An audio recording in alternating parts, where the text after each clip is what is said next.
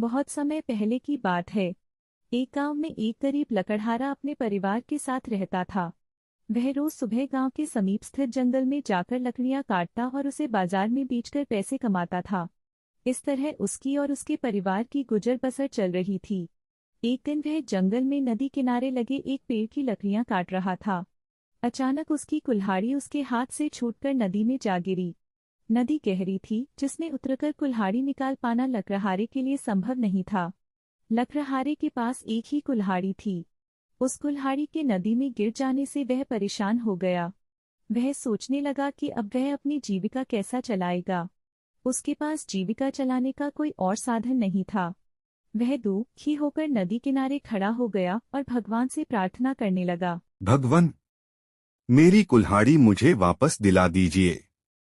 लकड़हारे की सच्चे मन से की गई प्रार्थना सुनकर भगवान प्रकट हुए। उन्होंने उससे पूछा, पुत्र, तुम्हें क्या समस्या है?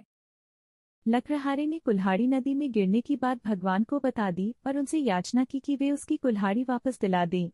उसकी याचना सुनकर भगवान ने नदी के पानी में हाथ डालकर एक कुल्हाड़ी बाहर निकाली। वह कुल्हाड़ी चांदी की थी।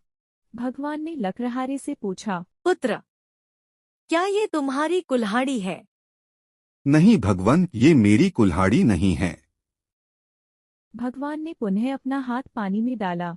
इस बार उन्होंने जो कुल्हाड़ी निकाली वो सोने की थी। उन्होंने लकड़हारे से पूछा, पुत्र, क्या ये तुम्हारी कुल्हाड़ी है? नहीं भगवान, ये भी मेरी कुल्हाड़ी नहीं है। भगवान बोले, इसे अच्छी तरह से देख लो, ये सोने की कुल्हाड़ी है। क्या वास्तव में ये तुम्हारी नहीं है? नहीं भगवान, सोने की इस कुल्हाड़ी से लकड़ियां नहीं कटती। ये मेरे किसी काम की नहीं है। मेरी कुल्हाड़ी तो लोहे की है।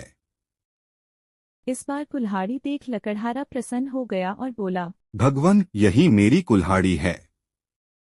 आपका बहुत बहुत धन्यवाद।